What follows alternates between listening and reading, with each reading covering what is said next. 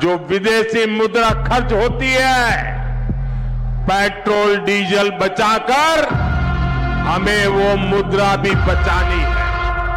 कोई भी फंक्शन हो, कोई भी कार्यक्रम हो, हम सोने के गहने नहीं खरीदेंगे, सोना नहीं खरीदेंगे।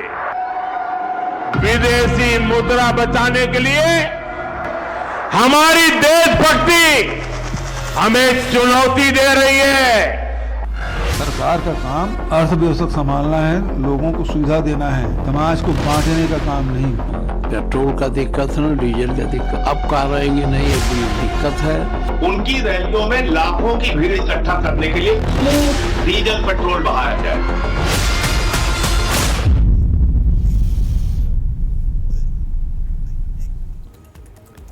नमस्कार, मैं शेखर त्रिवेदी।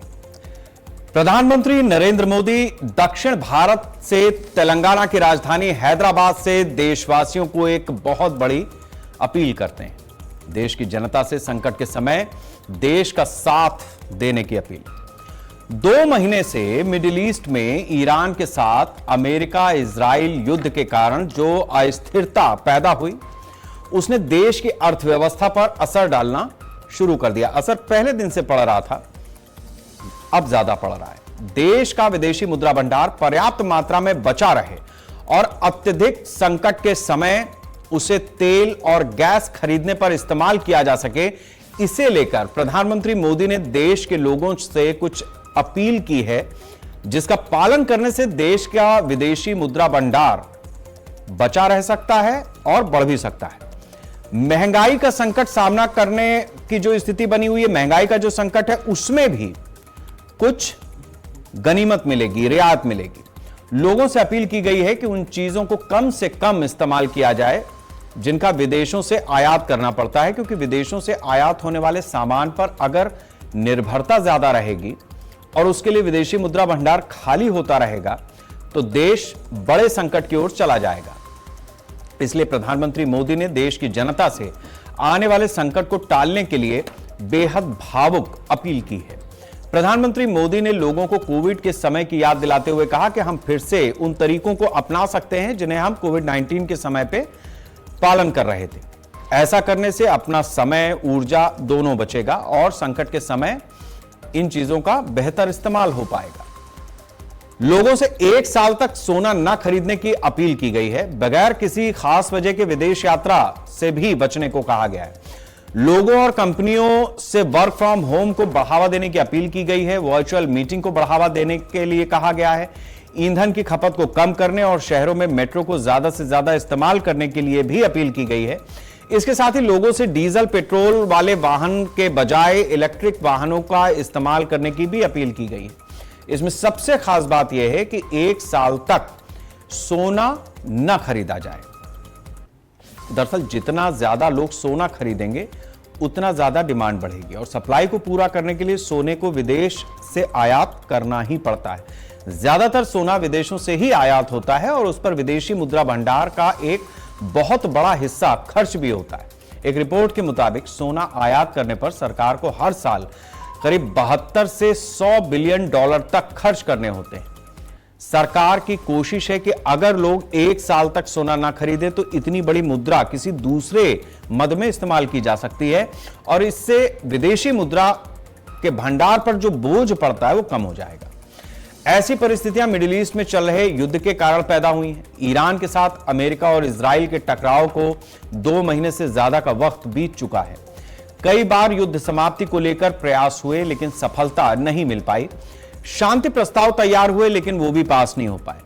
कुछ मीडिया रिपोर्ट्स के मुताबिक अभी हाल ही में अमेरिका के राष्ट्रपति डोनाल्ड ट्रंप ने ईरान के सबसे लेटेस्ट शांति प्रस्ताव को भी ठुकरा दिया है, जिसमें ईरान ने होर्मुज स्ट्रेट पर अपनी संप्रभुता और यूरेनियम संवर्धन पर कुछ अधिकार मांगे थे।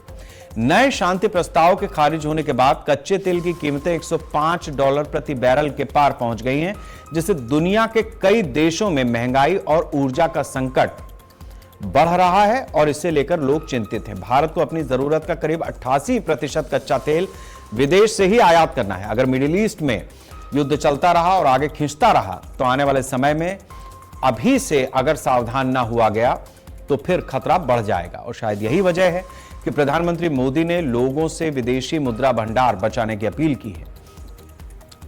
अब प्रधानमंत्री की जो अपील आई है उसके अपने अपने पहलू हैं।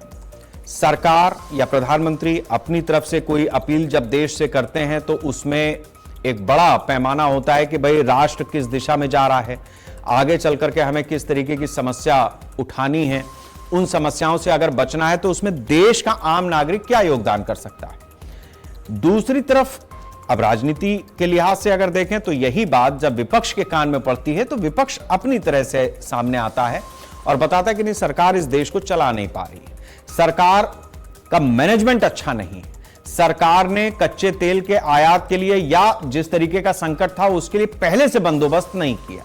ऐसे तमाम मुद्दे आते हैं, ऐसे तमाम बिंदु आते हैं जिस पर आज हम चर्चा करेंगे।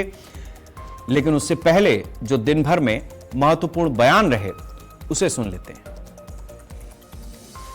हित में हमको ये तय करना पड़ेगा कि साल भर तक घर में कोई भी फंक्शन हो, कोई भी कार्यक्रम हो, हम सोने के गहने नहीं खरीदेंगे, सोना नहीं खरीदेंगे।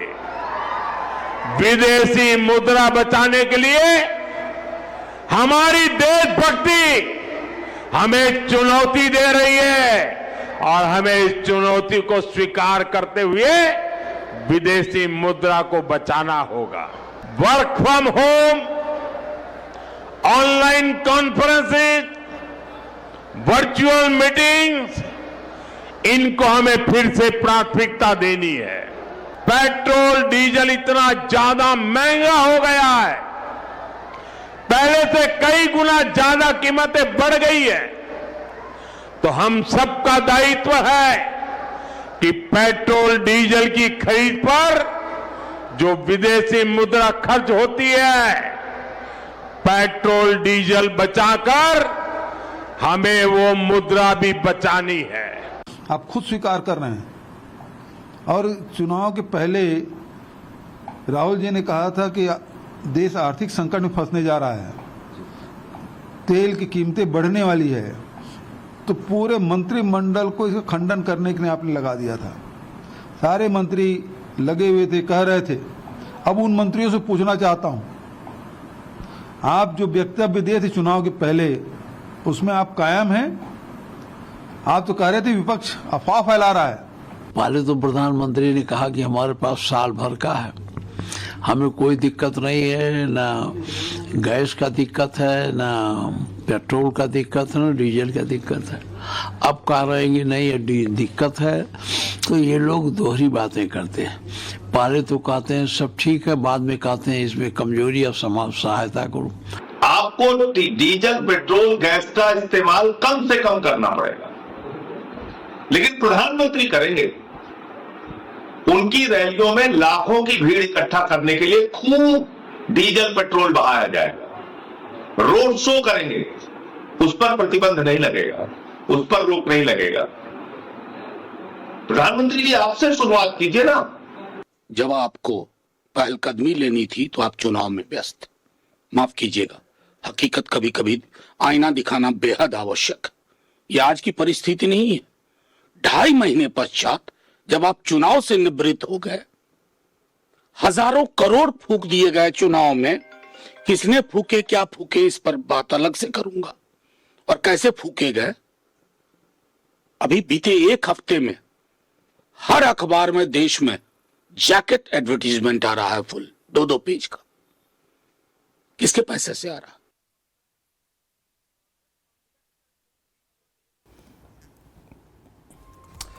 जिस तरीके से भारत इस समय दुनिया में जो गतिविधियां चल रही हैं उसका शिकार हो रहा है, अब बारी है कि उस पर राजनीति आगे बढ़ाई जाए, क्योंकि चुनाव फिलहाल जहां होने थे वहां हो चुके, नतीजे आ गए, सरकारें बन रही हैं, बन चुकी हैं या आने वाले दिनों में बन जाएंगी।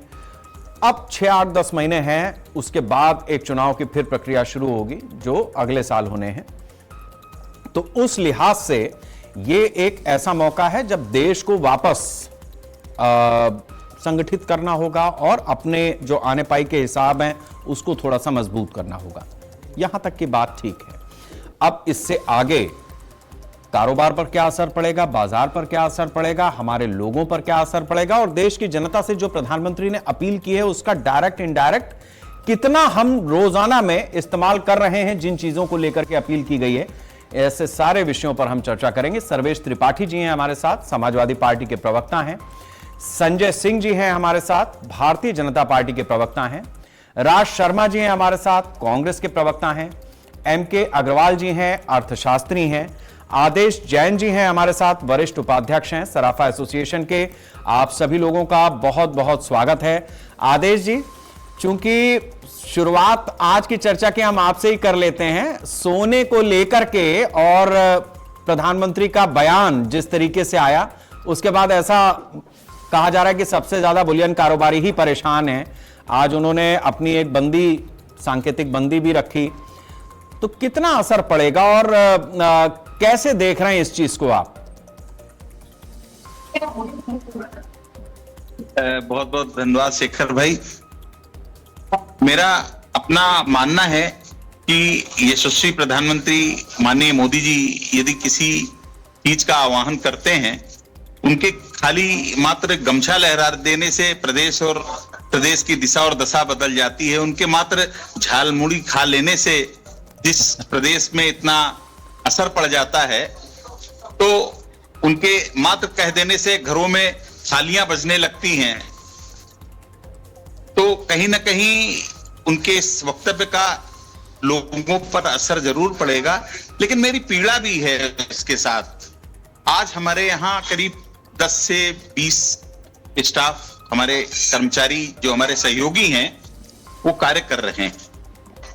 वो हम ये नहीं कहते कि हम उनका पेट भर रहे हैं, वो हमारा पेट भर रहे हैं, वो कमा के हमको दे रहे हैं। हाँ, ये जरूर है वो उनके घर वाले, उनके अभिभावक उन पर आश्रित हैं, उनके लिए भी कुछ सोचना पड़ेगा। इसके इतर अगर हम जाएं तो जो एक ऊर्जा, एक अंगूठी हम बनवाते हैं, एक कारखानेदार बनाता है और उसके यहाँ 30 से 40 वर्कर हर आयु वर्ग के कार्य करते हैं, उनका क्या होगा? इसके अलावा सबसे बड़ी बात है, जो सबसे बड़ा विषय आता है इसमें, क्या उनके लिए कोई विशेष चीजें बनाई गई हैं? उनके लिए भी तो कोई गाइडलाइन बनेगी ना। कैसे किसी को अधर में जो है आप इस तरह कर सकते हैं? लेकिन ठीक है, चूंकि माननीय प्रधानमंत्री जी ने कहा है, देश का राजा है और वो जो कहेगा, देखिए इसमें एक विशेष बात मैं कह दूं, ये एक उनके विचार हैं। हाँ, ये जरूर है कि जनता उस राजा की बात सर आंखों पर रखकर मानती है, तो उसका व्यापक असर हमारे रोजगार पे पड़ना तय है। इसके साथ ही साथ हम ये जरूर चाहेंगे कि ऐसी कोई समाज को लेकर बैलेंस नीति आए जिसमें कर्मचारी, कारीगर और हम, क्योंकि एक पहिए पे किसी भी समाज की गाड़ी नहीं चल सकती है, पहिए दो ही होंगे, तभी गाड़ी सरपट दौड़ती रहेगी। ठीक है, आपने अपनी बहुत ही सधी हुई भाषा में अपनी बात रख दी है कि मतलब दर्द है भी, लेकिन दर्द को जाहिर नहीं करना है और जितना करना है उतना कर भी देना है। अच्छी बात है, ये देश के नागरिकों से अपील भी होती है, उम्मीद भी होती है। किससे कहेगा देश का प्रधानमंत्री जाकर के? अब सर्वेश जी के पास अगर मैं जाऊंगा तो जाहिर सी बात है कि प्रधानमंत्री के लिए उनके पास तर्कश में कई तीर होंगे। अखिलेश जी हों, उन्होंने भी अपनी तरह से चेताया था, बाकी जो विपक्ष के नेता हैं उन्होंने भी चेताया था, लेकिन प्रधानमंत्री उस समय चुनाव में व्यस्त थे। अखिलेश जी बाद में हालांकि दीदी से मिलकर के आए, उतना रोल नहीं था पश्चिम बंगाल में। लेकिन सर्वेश जी, मेरे ख्याल से समाजवादी पार्टी के भी जो कार्यकर्ता हैं वो रोजाना ऐसी स्थिति में नहीं होंगे।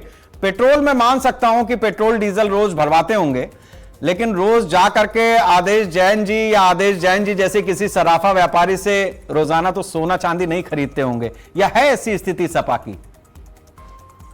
नहीं, पहले तो सारे अग्रजों को और जनता को नमस्कार शेखर जी। बात यह है कि सपा हो, भाजपा हो, कांग्रेस हो या कहीं पे भी हमारी जनता की बात होती, पूरे साल में कई लोगों के यहाँ बिटिया की शादी होगी, तो अलग अलग त्योहार होंगे। और सोना जब आप बात करते हैं, यही काफी कुछ दिन पहले वो मंगलसूत्र वाली याद होगी आपको, बात हो रही थी कि मंगलसूत्र कौन किसका छीन रहा है। तो यहां तो सीधे सीधे धड़ल्ले से मंगलसूत्र खींच लिया गया और कोई कुछ बोल नहीं पा रहा है। दूसरी बात यह है कि जो आप दूसरों पे लागू कर रहे हैं, यही तो 2.5-3 महीने से चर्चा हो रही थी कि जब हम कह रहे थे कि है, किल्लत आएगी, चुनाव के बाद देखिएगा इनकी भाषा बदलेगी, तो कहा जा रहा था पैनिक फैलाया जा रहा है।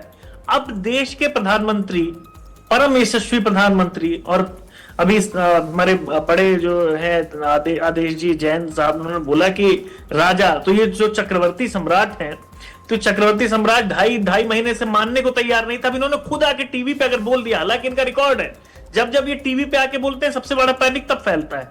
तो ये पैनिक अब कौन फैला रहा है? सर्राफा बाजार की जो हालत है ये छुपी नहीं है। और आप सर्राफा बाजार से ये मत सोचिए कि बहुत धनवान लोग उससे जुड़े और केवल धनवान लोग ही सोना खरीदते हैं। बहुत सही कह रहे थे आदेश जी कि लोगों की रोजी रोटी भी जुड़ी हुई है।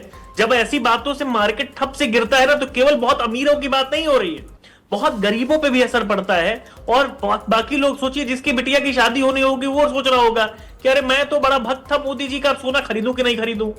और ये जो जिन कह रहे विदेश दौरे पे मत जाओ, अगले इसी वीक में जाने वाले हैं नॉर्वे, स्वीडन, नीदरलैंड, तो ये कैसे जाने वाले हैं?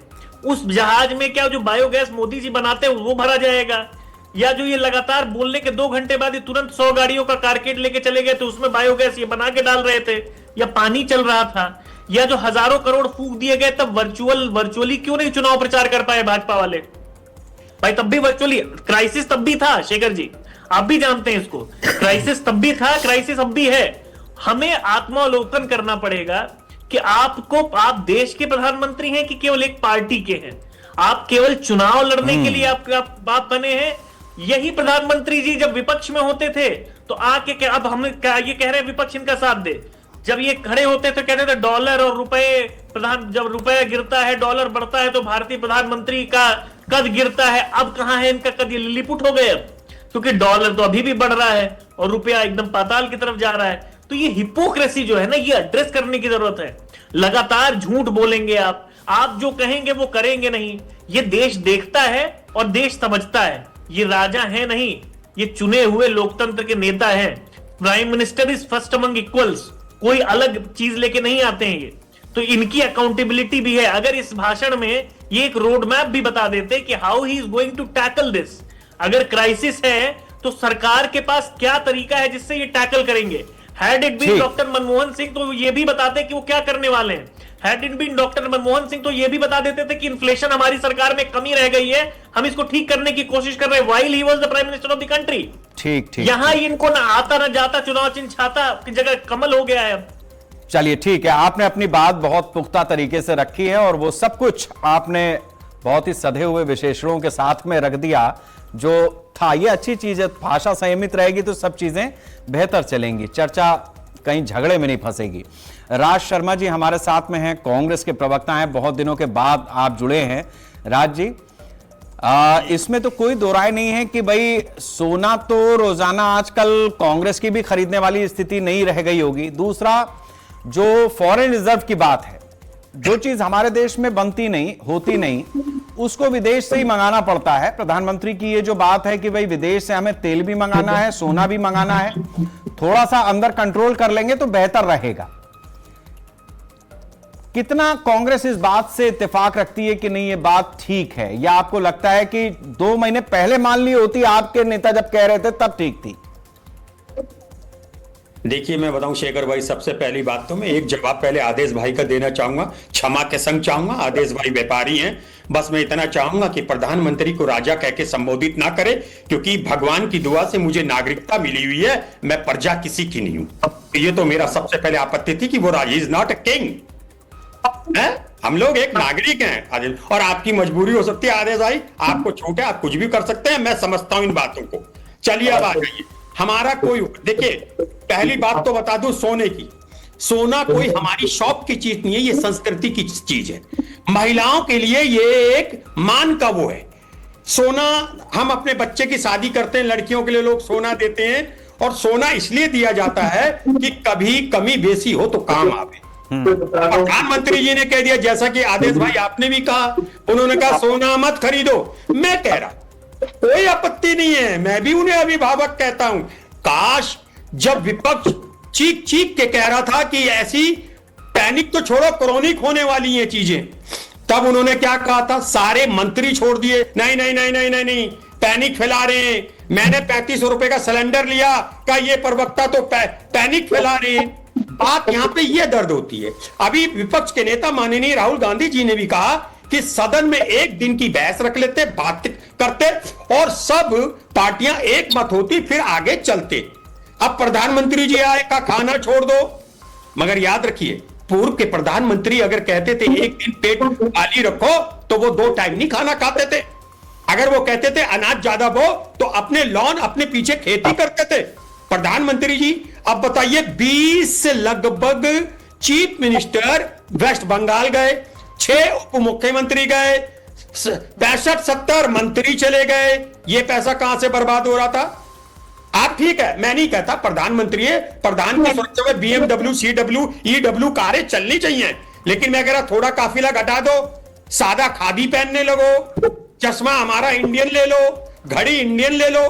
पहले एक नजीर पैदा करो, जब नजीर पैदा करते हो तब आपकी बात का प्रभाव ज्यादा होता है। चलिए ठीक है, आप अब खाली हो गए क्योंकि अब इलेक्शन नहीं है। ठीक है, अभी दो तीन चीजें हैं, तो कोई काम है नहीं। ठीक है राजीव, बताइए आगे बढ़ते हैं, चर्चा को आगे बढ़ाते हैं धीरे धीरे। काम करते हुए देखा हो, प्रधानमंत्री के कभी फोटो उनके कार्यालय की हो, बस वो आते हैं। पहले भी प्रधानमंत्री अपनी पार्टी का प्रचार करते थे शेखर भाई, लेकिन पूरे प्रदेश में 1 या 2 रैलियां होती थी। अच्छा। ये तो सभासद इलेक्शन करवा रहे हैं। ठीक है राजीव, वरना फिर मामला फंसा रह जाएगा। ठीक है, थोड़ा सा आगे बढ़ते हैं। अभी 2-3 चीजें बड़ी आ गई हैं संजय जी के पास, अब मैं जाऊंगा उनसे, सारे जो आप लोगों ने सवाल रखे हैं उसका जवाब लूंगा। 2-3 चीजें हैं भाई। एक तो संजय जी ये कहा जा रहा है कि विपक्ष इसके ऊपर पहले से चेता रहा था, तो उस समय पे आपने प्रिकॉशनरी एक्शन क्यों नहीं लिए? और जब अगर ले सकते थे तो आप भी विपक्ष के उस बात को तवज्जो दे देते तो थोड़ा सा मामला ठीक ठाक रहता। अभी आपने कहा है आप नए सिरे से अपील कर रहे हैं, तो ऐसा लग रहा है कि अरे राहुल गांधी तो कुछ है ही नहीं, अखिलेश यादव जो कह रहे थे वो तो सब बेकार की बात थी। कह वो भी यही रहे थे, लेकिन टाइमिंग का फर्क हो गया। तो अभी एक तो ये टाइमिंग का फर्क, आप विपक्ष को इस मुद्दे पे साथ में ले सकते थे या उनसे बता देते थे कि भाई चुनाव निपट जाए तो तुम इस चीज को खेलेंगे आराम से। दूसरी चीज जो बड़ी यहां पर आई है वो ये है कि सोना वैसे तो आमतौर पर मान लीजिए कि रोजाना कोई नहीं खरीदता है, लेकिन जब ओकेजन आता है, बिटिया की शादी है या परिवार में कोई उत्सव है, तो उसमें एक चलन है, परंपरा सी है, और उस परंपरा के टूटने का खतरा है। इसके साथ साथ आदेश जी का यह कहना है कि जो उनके यहां लोग काम कर रहे हैं उनकी रोजी रोटी पर भी प्रभाव पड़ सकता है। वो कुछ देर तक चलाएंगे, कुछ दिन तक चलाएंगे, कुछ दूर तक लेकर के उनको चलेंगे, लेकिन हमेशा उनकी भी सामर्थ्य नहीं है। संजय जी। जी शेखर जी, बहुत अच्छी डिबेट आप कर रहे हैं और आपने अपने इंट्रोडक्टरी उसमें ही सब कुछ जो अपोजिशन वाले हैं उनको बता दिया है कि देश के सामने क्या स्थिति है और वर्ल्ड ग्लोबल जो दिक्कत है वो क्या है। लेकिन वो कहाँ मानेंगे? उनको तो इस समय ये दिख रहा है कि भाई किसी तरह से मोदी जी हट जाएं तो हम सत्ता की मलाई खाना शुरू कर दें और देश को लूट के बर्बाद कर दें। इनका एक ही एजेंडा है कांग्रेस का, और कुछ नहीं है। और सपा वाले ताली बजाएंगे। अब जहां तक मैं बात कर रहा हूं विपक्ष की बात, तो विपक्ष तो इतना विद्वान है, कांग्रेस की मैं बात कर रहा हूं, क्योंकि हमारी मुख्य लड़ाई कांग्रेस से है, सपा कहीं नहीं है इसमें। तो कांग्रेस तो इतनी बड़ी महान पार्टी है। जब भारत आजाद हुआ, तो 10 सेकंड लूंगा इस बात के लिए कि जब भारत आजाद हुआ था 1947-9 में और चीन आजाद हुआ था 1949 में, तो माओ से तुमने एक डिसीजन लिया कि अगले 100 वर्षों में हम चीन को इतना बड़ा सशक्त राष्ट्र बनाना है कि हमारे ऊपर जो 100 इयर्स ऑफ ह्यूमिलेशन हुआ है उसका हम जवाब देंगे पश्चिमी ताकतों को, और उसका जवाब देंगे भारत दुनिया की बहुत बड़ी इकोनॉमिक ताकत बनकर। इस देश के अंदर बड़े बड़े महान प्रधानमंत्री हो रहे थे उस समय में, और चीन कहां से कहां पहुंच गया। सवाल ये उठता है, मोदी जी को आए हुए केवल 11 वर्ष हुए हैं और आज भारत की स्थिति जो आप देख रहे हैं ग्लोबल इकोनॉमिक्स में, जो प्रधानमंत्री जी चिंता व्यक्त कर रहे हैं कि भाई हमारा जो फॉरेन रिजर्व है इस समय $690 बिलियन, वो डिप्लीट नहीं होना चाहिए, उसको हमें बचा के रखना है क्योंकि हमें आगे भी लंबी रेस में जाना है। हाँ, ये जरूर है कि ये जो इस समय ईरान और अमेरिका का मामला है वो बड़ा पेचीदा है और जो स्थितियां बन रही है वो वॉर की ओर ले जाने वाली है, तो संकट आने वाला है। प्रधानमंत्री जी ने सिर्फ इतना कहा है कि भाई संकट आएगा देश के ऊपर तो ये इसको इस तरह से समझा जा सकता है कि भाई घर में पैसा रखा है, हमारे पास जो संपदा है, तो घर के पिता बड़े कहते हैं भाई देखो दिक्कत आने वाली है तो थोड़ा संभल के खर्च करना। तो इसमें मैं नहीं समझता हूं कि इसमें विपक्ष जो ताली बजाए, छाती पीटे और अवसर देखे। विपक्ष को भी देश के साथ खड़ा होना चाहिए। जनता बहुत समझदार है। अभी देखिए ये हमारे जो बुलियन उसके हैं हमारे मित्र जो कह रहे थे, जो जिन्होंने मतलब मोदी जी को राजा कह दिया, उसके ऊपर ही चढ़ बैठे। इनको इतनी नफरत है कि अगर थोड़ी सी भी कोई व्यक्ति, वो पता नहीं किस पार्टी से, मैं नहीं जानता, अगर मोदी जी को राजा अगर कह दिया है तो उन पे चढ़ बैठे। राजा तो, राज परिवार तो एक ही है, इटली का राज परिवार, फर्जी गांधी। तो ये फर्जी गांधी राज परिवार वाले दूसरे को बर्दाश्त नहीं कर सकते। गरीब का बेटा प्रधानमंत्री कैसे हो सकता है? दूसरी बात मैं दूसरी बात को कह रहा हूँ, राजा तो एक ही परिवार है इस देश के अंदर, बाकी तो सेवक है। तभी प्रधानमंत्री जी कहते हैं मैं प्रधान से राज शर्मा जी बेचैन मत होइए, मैं आपकी असलियत बता रहा हूँ। आप अपनी बात कीजिए, अभी मामला गड़बड़ा जाएगा। मैं सोने की बात कर रहा हूं। देखिए शेखर जी, भारत के पास कोई कमी नहीं है। प्रधानमंत्री जी ने कहा है कि भाई हमें अपनी फॉरेन करेंसी को मैक्सिमम बचा के रखा रहना चाहिए, क्योंकि हमारा विजन 2047 में विकसित भारत बनाना है। तो अभी हम जितना रिजर्व रखे रहेंगे, और ये भी नहीं कह रहे हैं कि आप शादी मत खर्च करिए। ये लोग देखिए कितनी बेशर्मी से ये बात कर रहे हैं। अभी लोकसभा चुनाव में राहुल गांधी ने कहा था वेनेजुएला उसको लेते हुए कि इस देश की संपत्ति का रिडिस्ट्रीब्यूशन करना है। तो राज शर्मा जी जो धन्ना सेठ हैं, हमारे शेखर भाई, वो दूसरे हर्षित सर्वेश त्रिपाठी जी हैं, या हमारे जो सराफा एसोसिएशन के हैं हमारे प्रोफेसर साहब, जो एमके अग्रवाल साहब, जो मैं जानता हूँ व्यक्तिगत रूप से बहुत अच्छे अर्थशास्त्री हैं, लखनऊ यूनिवर्सिटी के बहुत माने जाने प्रोफेसर हैं। तो इनको जो तनख्वाह मिलती है उसको भी छीन के ये पता नहीं चीन के लोगों को बांटने वाले थे। तो जो ये जो भारत की संपत्ति का रिडिस्ट्रीब्यूशन जो प्रधानमंत्री जी ने कहा था, ये मंगलसूत्र भी छीन लेंगे, तो आगाह किया था। यहाँ इसका सवाल नहीं है। प्रधानमंत्री जी ने कहा है, अच्छा ठीक है, सोना थोड़ा कम खरीदिए जिससे हमें विदेशी मुद्रा कम खर्च करनी चलिए ठीक है, ठीक, भारत सरकार ने अभी तक दाम नहीं बढ़ाए हैं। चलिए ठीक है संजय जी, आपकी भी बात हो गई, राज्य की भी बात हो गई। अब मैं आता हूं, ठीक है, थोड़ा थोड़ा आगे बढ़ते रहते हैं। एमके अग्रवाल साहब हमारे साथ में हैं। देखिए, जब ऐसी स्थिति आती है तो अर्थशास्त्री के जो वक्तव्य होते हैं, जो उनकी टिप्पणियां होती हैं, वो बड़ी गौर से सुनने वाली होती हैं। अग्रवाल साहब, दो तीन चीजें हैं। एक तो अभी आपने जो चर्चा सुनी उसमें राजनीति का पुट तो है। बड़ी चीज यह है कि सोना खरीदना या ना खरीदना, जिसको जरूरत होगी वो खरीदेगा, जिसके यहां ओकेजन होगा वो खरीदेगा। लेकिन जिस तरीके से हमने देखा कि बीते दिनों में जो सोने और चांदी का भाव भागा है, आखिर वो भागा है तो कहीं किसी के पास तो गया ही होगा। एक चीज ये है। दूसरा, जहां तक फॉरेन रिजर्व की बात है, तो केवल फॉरेन रिजर्व ऐसा नहीं है कि वो सोना आयात करना पड़ता है, उसी वजह से है। हमारे यहां बहुत सारी इंडस्ट्री ऐसी है जिसमें हम विदेशी पार्ट्स को एक्सपोर्ट कर रहे हैं। हमें वो भी खरीदना है अपनी इंडस्ट्री को बढ़ाए रखने के लिए या बरकरार रखने के लिए। तो उन चीजों का कितना रोल होता है। तीसरी जो बड़ी चीज है जिसमें फॉरेनर इन्वेस्टर जो है सबसे ज्यादा छिटक रहा है, वो ये कि शॉर्ट टर्म और लॉन्ग टर्म का जो इन्वेस्टमेंट होता था शेयर बाजार में, सरकार हर दोनों हाथों से तो नोच रही है उस चीज को। तो उसमें वो फॉरेनर भाग गया जो इन्वेस्ट करता था और थोड़ी देर तक टिकता था। उसका ये कहना है कि इतना जितना, मतलब आपने 12% और लॉन्ग टर्म पे 20%, उतना तो हम अपने ही देश में निकाल लेंगे, हम इंडिया आएंगे क्यों। तो वो भी एक नुकसान है फॉरेन रिजर्व को लेकर के या फॉरेन करेंसी को लेकर के, कि आपका जो फॉरेन इन्वेस्टर था वो भाग गया खट से। अब आप थोड़ा सा विस्तार में इस चीज को बताएं कि आखिर ये जो मोदी जी की अपील है और जो पहले से विपक्ष कह रहा था, दोनों में अंतर क्या है, और अगर अंतर है तो ठीक, नहीं है तो फिर ये शुद्ध रूप से पॉलिटिकल बात है। देखिए शेखर जी, मैं सभी को बड़े ध्यान से सुन रहा था और सभी में एक चीज कॉमन है, पॉलिटिक्स अपार्ट। देखिए पॉलिटिकल पार्टीज है, पॉलिटिक्स नहीं करेंगे तो क्या करेंगे, सवाल वो नहीं है। एक चीज सबने महसूस किया है कि जो विदेशी संकट है, और वो भारत के कारण संकट नहीं, लेकिन भारत उसका विक्टिम है और उससे बच नहीं सकता। भारत हो या कोई भी राष्ट्र हो, उससे बच नहीं सकता।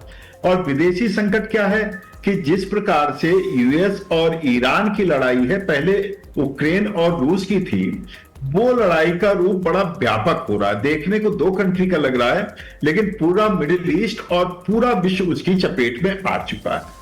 अब संकट का परसेप्शन और उसका निदान क्या हो सकता है, प्रश्न ये है। और इस युद्ध के कारण पूरा जो है ग्लोबल सप्लाई चेन डिस्टर्ब हो रहा है। अब भारत पर प्रभाव क्या पड़ रहा है? भारत पर प्रभाव यह पड़ रहा है कि चूंकि इस कारणों से सोने के दाम तेजी से बढ़े हैं।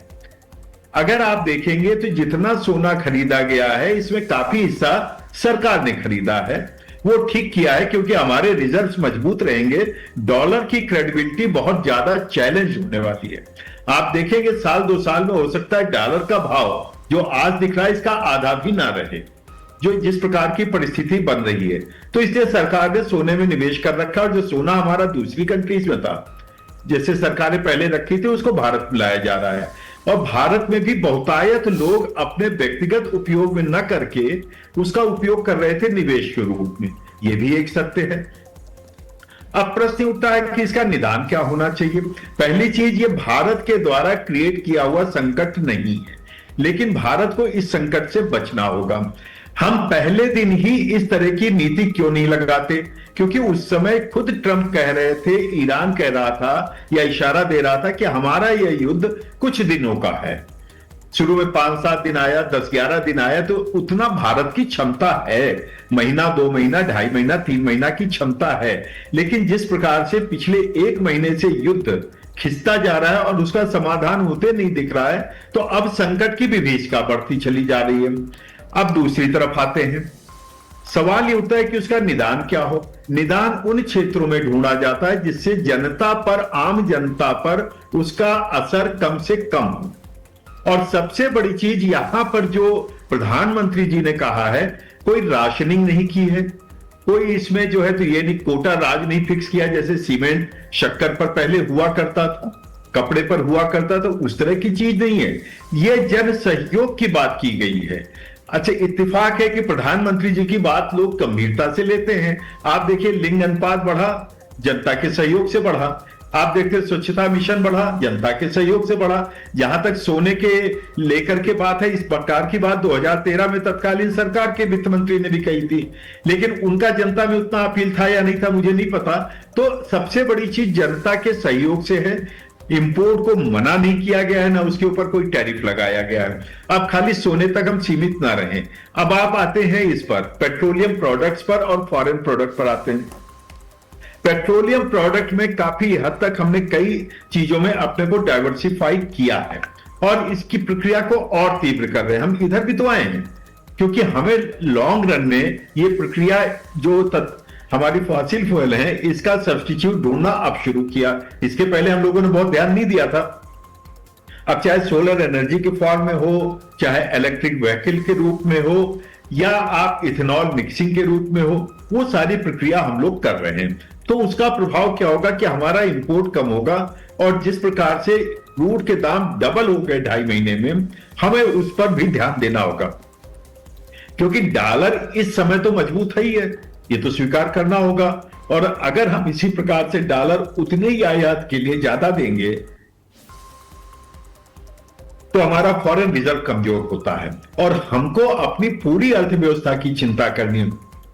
आपने सही कहा कि हमें इंपोर्ट उनके लिए भी करना है जिससे हमारे उत्पादन क्षमता बढ़ती है, और केवल साल भर के लिए अपील है। हो सकता है बहुतों को साल भर सोना खरीदना ही ना हो। अगर मान लीजिए मैं आज चला गया, 2 व्हीलर से चला गया विश्वविद्यालय, कौन सी आफत आ गई, या मान लीजिए मुझे जाना था वाशिंगटन अक्टूबर में, मैंने कैंसिल करने का प्रोग्राम कर लिया, कौन सी आफत हो गई। जो आप सही कह रहे थे शर्मा जी की ऑनलाइन कर सकते हैं, तो ऑनलाइन हम यहां से कर लेंगे। तो देखिए, बहुत सी चीजें अवॉइडेबल हैं, हम उन्हीं को केवल क्लब इन कर लें तो 25% आसानी से हमारा फॉरेन रिजर्व बच सकता है।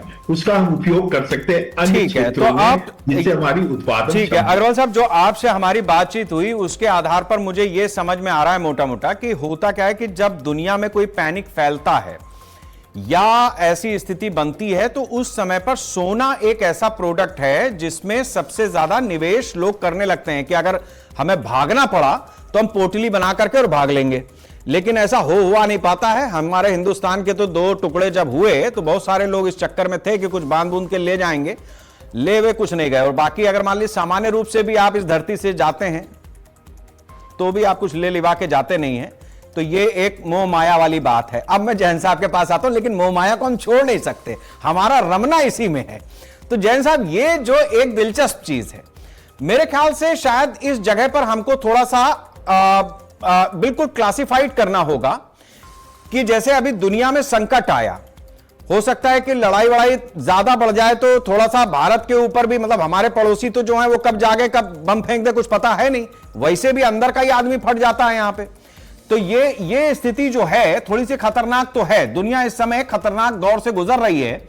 ऐसे में चाहे हम हो, चाहे सर्वेश जी हो, राज जी हो, संजय जी हो, कोई भी हो, वो पता चले कि आपकी दुकान पे आए और कहे कि भाई 150 ग्राम इतनी हमारी कैपेसिटी है, आप इतना सोना हमें दे दीजिए। तो ऐसी स्थिति मतलब शायद पैनिक से इस जगह पर बचने की जरूरत है। लेकिन अगर किसी के यहां शादी ब्याह है, कोई कार्यक्रम है, तो उसके लिए शायद वो चीज खुली हुई है। इसको ऐसे समझ पाएंगे हम लोग या नहीं? आपके हिसाब से ये चीज नहीं ठीक है? शेखर भाई, आपका जो सवाल है, आज मैं उदाहरण के तौर पे आपको बताता हूं। यदि हमारे यहाँ इनपुट ही ना हुआ, हमारा माल ही नहीं बिका, तो हम खरीदारी कैसे करेंगे? उस विषय पर भी गौर करना चाहिए। हाँ, हमारे वरिष्ठ साथी सारे हमसे बड़े लोग हैं इसमें, और बुद्धिजीवी हैं, अग्रवाल साहब हैं, राज जी हैं।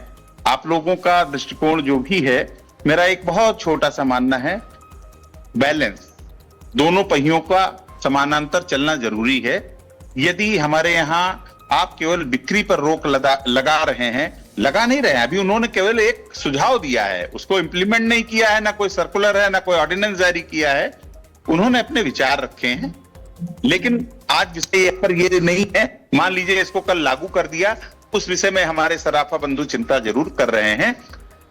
इसके साथ मेरा ये जरूर कहना है कि यदि हमें बिक्री के लिए आप रोक नहीं रहे हैं, संभवतः आगे भी नहीं रोकेंगे, यदि हमारी बिक्री को कम किया जाता है, बिक्री या रोक दी जाती है, हम खरीद कैसे करेंगे? उदाहरण के तौर पर, जिस घर में कोई डिलीवरी होनी है या कोई ऐसी विपदा है कि उसका तत्कालिक पैसे की आवश्यकता है, तो सर्वप्रथम जेवर ही उसके काम आता है।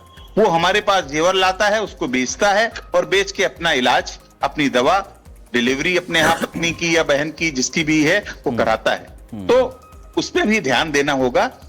ये कहना बहुत जल्दबाजी होगा, शायद हम माननीय प्रधानमंत्री जी को जो वक्तव्य है अभी उसका विश्लेषण शायद ढंग से नहीं कर पाए, क्योंकि वो हमसे हजारों गुना अधिक समृद्ध हैं अपनी बात को मनवाने के लिए और कहने के लिए। एक चीज और पॉइंट है। देखिए, 2 चीजों के लिए उन्होंने अपील की। एक तो सराफा आपने बता दिया कि मतलब ठीक है, आपने अपनी प्रॉब्लम बताई, लेकिन उस हिसाब से जो पेट्रोल पंप के ओनर्स हैं, मतलब वो ठीक है, बड़ा हिस्सा उसमें सरकार का ही है, उनकी ही कंपनियां हैं, लेकिन उस हिसाब से जो पेट्रोल पंप के ओनर्स हैं, निजी क्षेत्र वाले, उनको भी थोड़ा सा डोलड्रम होना चाहिए था, उनको भी एग्रेशन में आना चाहिए था। वो शांत बैठे हैं। आप खरा सोना बेच रहे हो, वो तरल सोना बेच रहे हैं, फर्क इतना ही है। शेखर भाई, इस विषय में तो हमारे जो राजनीतिक दल हैं वो भी बहुत अच्छा विश्लेषण करेंगे। व्यापारी से बड़ा राजनीतिक कोई नहीं होता, मैं समझ गया। तो अपने व्यापार से और व्यापार के अंतर्गत मुझे राजा कहने में इसलिए वो ठीक है, वो छोड़ दीजिए, वो चक्रवर्ती राजा नहीं सही, लेकिन जो अरे भाई देश वो ठीक है अपनी जगह पे। आपने कोई ऐसी बात नहीं की, प्रधानमंत्री अपने आप को चौकीदार ही कहते हैं, ठीक है, हमारे देश के नागरिकों की भावना है। किसी ने राजा देखा, राजा कहा, हाथी है हमारे देश का प्रधानमंत्री, कोई भी हो सकता है, कल कोई दूसरे थे, आज दूसरे हैं, कल कोई और होगा। फेरते हैं तो उसका 6वां अंश राजा को प्राप्त होता है। राजा यानी वो राजा नहीं जो मुकुट लगा के बैठते थे, आज तो यही राजा है। गलत ना करें जैन साहब, आने वाले नोनियाल माफ नहीं करेंगे। वो मेरे राजा नहीं हो सकते। वो ठीक है, अरे ठीक है, वो विनम्रता से यही कहूंगा, मैं राजा वाला हिस्सा हटा देते, ठीक है, कार्रवाई से राजा वाला हिस्सा भी हटा देते हैं। हमें मामला अरे जैन साहब रुक जाइए, ऐसे मामला बढ़ेगा नहीं। होता है, देश के चाहे लिए नहीं है। वो प्रधानमंत्री मोदी हो, चाहे वो योगी जी हो, या कभी नारायण दत्त आपकी तिवारी अपनी रहे हो, मजबूरी हो या सकती है। आदरणीय राजीव अरे गांधी जैन जी रहे साहब, हो, आपकी अपनी मजबूरी हो राजीव गांधी सकती को है। भी मेरी उसी में हम मजबूरी मानते प्रजा हैं। बनने वो की ठीक नहीं है। है। अरे राज मैं साहब, नागरिक हूँ। राज साहब, आप हो सकते हैं कुछ आप डर। चौकीदार वाले पे रहिए। इस बात को वो भाई समझता हूँ, ठीक है, मैं सम्मान क्या देता करूं? हूँ। मैं ठीक है, मेरा इसका जो जवाब ले मेरे आते हैं संजय जी। शास्त्रों एक में सेकंड, या एक सेकंड। मुझे जैन साहब, बताया गया है, मामला नहीं, बच्चे कहीं चर्चा ना पूरी कहीं डिटेल हो आपके जाएगी। शास्त्र में लिखा संजय है जी, कि प्रधानमंत्री को राजा संजय जी, मैं आपसे किस जानना शास्त्र में चाहूंगा, लिखा है आपके? जो प्रधानमंत्री ने बात कही है वो ठीक है। राजीव, मैं आ रहा हूं, चर्चा चलने दीजिए। जो संजय जी बात अभी यहां पर जैन साहब ने उठाई है कि जो सोना खरीदने वाले लोग हैं उनसे ज्यादा बड़ी तादाद उन लोगों की भी है, या मिलीजुली एक बात ऐसी भी है कि अगर कैश का फ्लो रुकता है, मतलब अगर उनके पास कोई जेवर बेचने आता है, कैश नहीं होगा, तो उस जगह पर भी दिक्कत आएगी। मतलब ये जो अर्थव्यवस्था है, ये दोनों तरह से दोनों पहिए संतुलित होने चाहिए। आप थोड़ा सा इसको बताएं कि किस तरीके से सरकार इस चीज पे सोच रही है। देखिए शेखर जी, मैं प्रोफेसर एन टी अग्रवाल साहब ने एक बड़ी महत्वपूर्ण बात कही है कि सरकार किसी तरह की कोई राशनिंग नहीं कर रही है, कोई कोटा सिस्टम नहीं ला रही है। और आप तो मतलब बहुत अच्छे नॉलेजेबल एंकर हैं, one of the best anchor माने जाते हैं। पेट्रोल पे और डीजल पे जो इस समय जो कंपनियों को पे करना पड़ रहा है वो करीब 30,000 करोड़ से ज्यादा है सब मिला के, और मोटा मोटा अनुमान ये आ रहा है गैस को मिला के सबको 80,000 करोड़ कंपनियां अपनी जेब से पे कर रही हैं। अब इसका एक रास्ता है, देखिए, या तो चोरी करो, चोर बन जाओ, जैसे कांग्रेस ने चोरी की थी अपने शासनकाल में, जनता को अंधेरे में रखा, चोर रास्ते से कर लिया, और इन्होंने ऑयल बॉन्ड ला दिए, कितने 1,48,000 करोड़ के, और उसका पेमेंट का टाइम रखा 20 से 25 साल बाद। ये देखिए कितनी बड़ी चोरी फ्रॉड करते हैं ये लोग, जनता को बेवकूफ समझते हैं। जिसका पेमेंट मोदी जी की सरकार में 2020 तक हमारे राज भाई बौखलाने लगे, 3,25,000 करोड़ रुपए मोदी जी ने दिया है, सरकार ने पेमेंट उसका मैं ब्याज दिया है। या तो ये चोर रास्ता अपनाया जाए, मोदी जी उस रास्ते पे जाना नहीं चाह रहे हैं, वो कह रहे हैं कि भाई ये जहां तक सोने की बात है, मैं आज आपके चैनल पे एक बहुत बड़ा कांग्रेस पहले पैनिक नहीं था, अब क्रॉनिक करो। सुनिएगा, क्या इलेक्शन में सुनिएगा, कांग्रेस के नेता अरे देश के सोने को लूटना चाहते थे, तो वो मंच से उन्होंने कहते जो बैठक कहा डाल है के कि यही बात डिस्ट्रीब्यूशन, क्योंकि उनकी निगाह शेखर जी भारत के अंदर आज भी सोने की चिड़िया है। भारत 50,000 टन से ज्यादा हमारे देश की महिलाओं को घरों में सोना रखा हुआ है, जो $10 ट्रिलियन इकोनॉमी पाकिस्तान की तरह भिखारी नहीं है। आप यहाँ देख रहे होंगे, देखिए जैन साहब भी, देखिए जैन साहब एक व्यापारी हैं, तभी उनका डर राहुल गांधी ने चेहरे पे कहा कि हम रीडिस्ट्रीब्यूशन कराएंगे। चलिए ठीक है संजय जी, मैं राज्य आपके पास ही आता हूँ, अपना सवाल ले लीजिए। ठीक है संजय जी, हो गया। ठीक है संजय जी, ठीक, राज जी मेरा सवाल सुन लीजिए, आपसे ही है। राज जी मेरा सवाल सुन लीजिए, हम लोग देते हैं लाल बहादुर शास्त्री, एक मिनट, लाल बहादुर शास्त्री जी, अरे राज साहब आप सुनेंगे नहीं तो फिर मामला कहीं और पहुंच जाएगा। आप, मुझे पता है आप बहुत अच्छा बोलते हैं, आप सुनिए तो, मेरी बात तो सुनिए। राज जी, लाल बहादुर शास्त्री जी जब प्रधानमंत्री थे इस देश के, देश में अकाल पड़ा, उन्होंने भी एक अपील की, एक टाइम खाने की, और साथ साथ यह भी कहा कि घर परिवार के लोग जो सोना है वो सरकार को दें। उस समय देश को जरूरत थी। लाल बहादुर शास्त्री के समय पे लोगों ने अपने घर से अपना निजी रखा हुआ सोना उठा करके सरकार को दिया, सरकार ने देश को बचाया, देश आगे बढ़ा। आज उसके बाद हम सब इस विषय पर चर्चा कर रहे हैं। मैं आपसे यह समझना चाहूंगा कि प्रधानमंत्रियों की अपील अलग अलग तरीके से होती रही है। एक दौर वो भी था जब हमारे देश का सोना विदेश में गिरवी रखा गया था, उसको लाने के लिए अटल बिहारी वाजपेयी उस समय विपक्ष के नेता हुआ करते थे, प्रधानमंत्री कांग्रेस के थे। उन्होंने जब बात कही कि हमारे देश का सोना गिरवी है, उसको वापस लाना है, उन्होंने कहा कि हम हर तरीके से सहयोग करेंगे, और किया भी। तो अभी जो देशकाल परिस्थिति है उसमें मैं ये समझना चाहूंगा कि कांग्रेस जैसी सीजन्ड और रीजनेबल पार्टी इतना रीजनेबल क्यों नहीं है कि इन चीजों को शायद जो उसने देखा है, जो करवाया है देश से, उसी की तो जरूरत पड़ी है आज। भाई दो बातें कहना चाहता हूं। इसी तब पे कहिए। प्रधानमंत्री का एक किरदार था। अगर शास्त्री जी ने कहा था तो उनकी जीवन शैली भी वैसी थी। हाँ। मतलब मैं आपसे कहूं गुड़ मत खाओ और मैं पूरी भेली खा जाऊं, नहीं चलेगा। पहले आप अपने किरदार को बदलिए। अगर यही बात प्रधानमंत्री अपने किरदार को बदले होते, आज लोग सराखों में लेते। जैन साहब जैसे कई लोग हैं जो अपनी दिल की बात को कह नहीं पाते, क्योंकि ये देश जान चुका है अगर दिल की बात होठों पे आ गई तो सुबह के टाइम या शाम के टाइम ईडी आ जाएगी। अरे मेरा जैसा फक्कड़ आदमी कह सकता है बस। हम प्रधानमंत्रियों के सम्मान करते हैं, लेकिन वैसा किरदार तो हो शेखर भाई। प्रधानमंत्री 10 लाख का सूट पहने। मैं नहीं कहता कि गाड़ी में सुरक्षा नहीं मिलनी चाहिए, BMW 25 चल रही हूं। और मैं एक और बात कहता हूं, मंत्री घटा दो, 50% कर दो मंत्री। कौन सा कोई काम प्रधानमंत्री जी का सूट सिलवाते हैं क्या? घटा दो, जो 10 लाख 10 लाख गाते घूम रहे हो। कांग्रेस सपा सबकी सिक्योरिटी घटाओ, सबकी घटाओ सिक्योरिटी। और एक और बात सुनिएगा, मैं एक और बात कहता हूं, एक और अच्छा काम करिए कि संजय सिंह जैसे जो देश को बर्बाद कर रहे हैं इन्हें जेल में डाल दो। अरे तो हम लोगों ने बर्बाद किया देश को, हम लोग देश को। अरे ये व्यक्तिगत कहां चले गए आप राज? ऐसे नहीं, ऐसे नहीं। आप सम्मानित हैं, संजय जी सम्मानित है। नहीं, विदेशी ऐसे चर्चा नहीं चल पाएगी। दोनों लोगों की आवाज रोकिए। सर्वेश जी मैं आपके पास आऊंगा। नहीं, ऐसे नहीं, व्यक्तिगत नहीं हो सकता भाई, ये गलत बात है। आप दोनों लोग हमारे माननीय हैं, दोनों लोग हमारे लिए सम्मानित हैं। आप आपस में ऐसे मत करिए, वरना फिर चर्चा कैसे होगी? कोई शेखर वार्ता में आएगा क्या? राज साहब, संजय जी, ऐसे हो पाएगा क्या? वो ठीक है, आपने मेरे को अच्छा बताया, लेकिन ये चर्चा आप लोगों से ही अच्छी बनती है। ऐसा मत कीजिए प्लीज, मेरी रिक्वेस्ट है आप सभी से। सर्वेश जी मैं आपसे जानना चाहूंगा कि ठीक है, अभी जो यंगस्टर्स हैं उनके सामने ये एक इस तरीके की स्थिति हो सकती है जिन्होंने शायद पुराना इतिहास उतना नहीं देखा या उतना नहीं समझा, लेकिन जो लोग राजनीति में हैं वो जानते हैं। नेताजी की भी जब नेताजी की सरकारें भी उत्तर प्रदेश में जब रही, बहुत सारा दौर ऐसा था जब प्रदेश आर्थिक संकट से जूझ रहा था। उनकी अपील भी देश की जनता को या प्रदेश की जनता को मायने रखती थी। रक्षा मंत्री रहते हुए उन्होंने अपने दौर में जो कुछ भी चीजें कही या जिन खतरों को आगाह किया, उस पर चाहे सत्ता पक्ष हो चाहे विपक्ष हो, उसने गौर किया था। एक चीज है, मतलब ये एक दौर है, देखिए दुनिया का ये दौर है।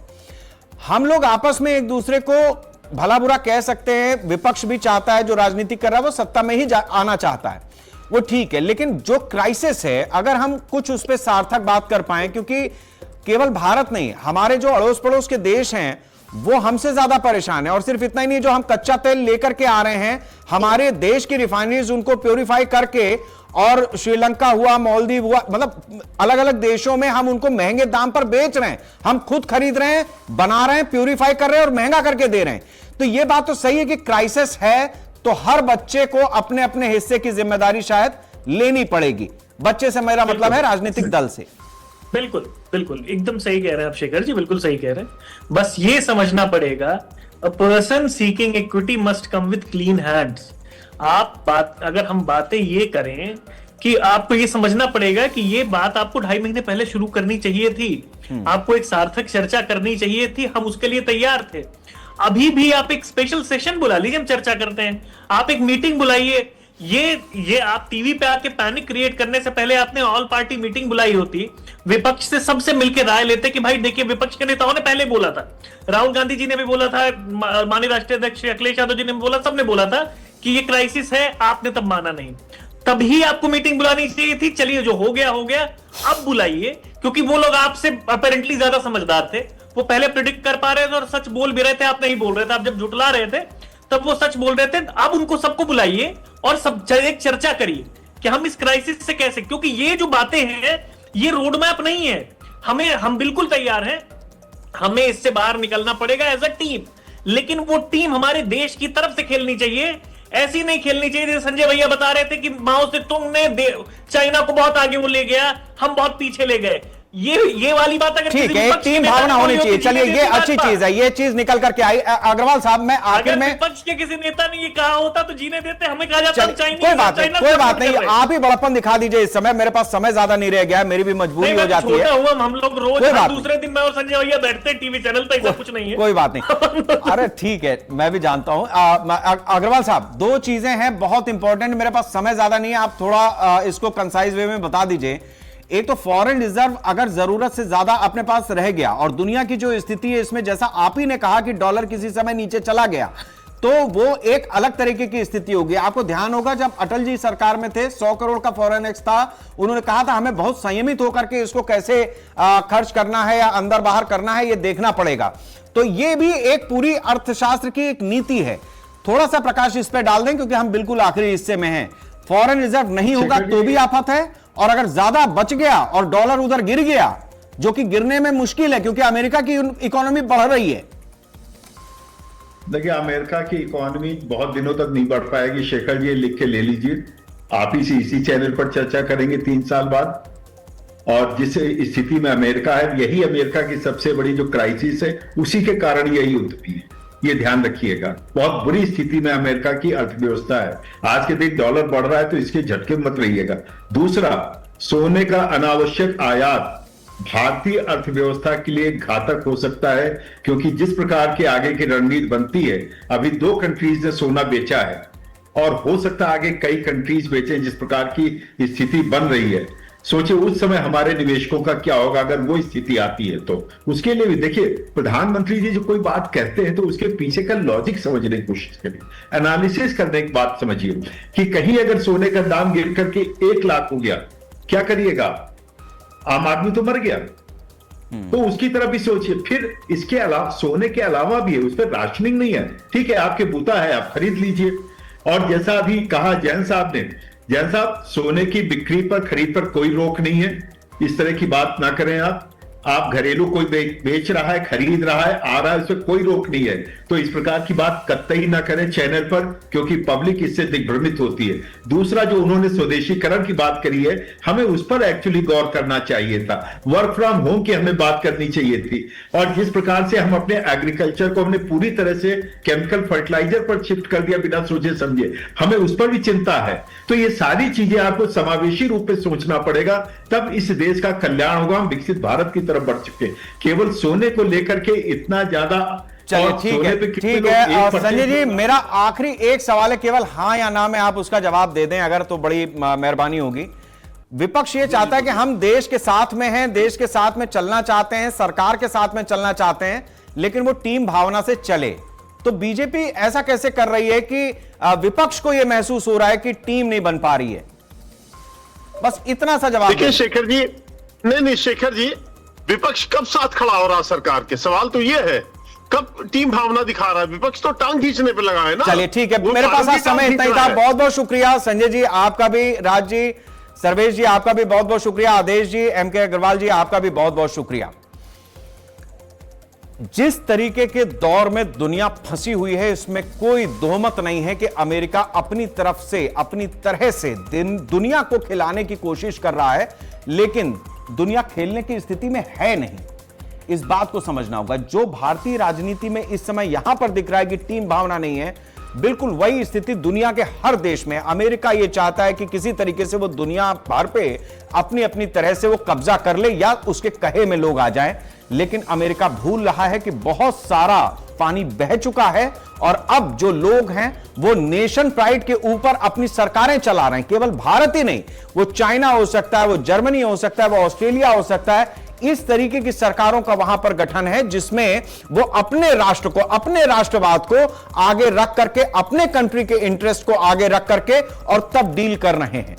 यह हो सकता है कि किसी ने पहले किया, किसी ने बाद में किया, लेकिन जो America let's make it great again, जो बात ट्रंप ने कही वो बहुत बाद में कही, उससे पहले दुनिया के कई देश ऐसे थे जो अपने अपने देश को आगे बढ़ाने के लिए, उनको एक मुकाम पर पहुंचाने के लिए निकल चुके थे। अब रफ्तार बढ़ा रहा है कोई, सिर्फ इसलिए कि वो बराबर पे आ सके। क्या वास्तव में ऐसा हो पाएगा? अगर युद्ध ही उसका परिणाम है या युद्ध ही उसका एक विकल्प है, नहीं हो पाएगा। इसलिए अपना घर संभाल लीजिए, अपना घर, अपना देश, तभी हम बचेंगे, आप बचेंगे।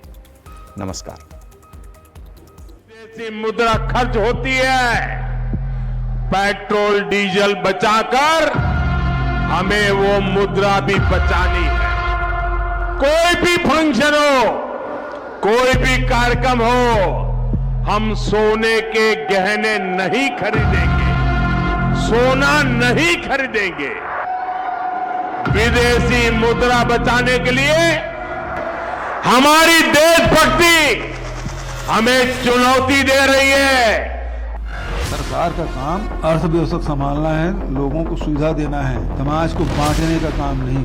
पेट्रोल का दिक्कत है ना, डीजल का दिक्कत, अब कहा रहेंगे नहीं अभी दिक्कत है। उनकी रैलियों में लाखों की भीड़ इकट्ठा करने के लिए डीजल पेट्रोल बहाया जाए।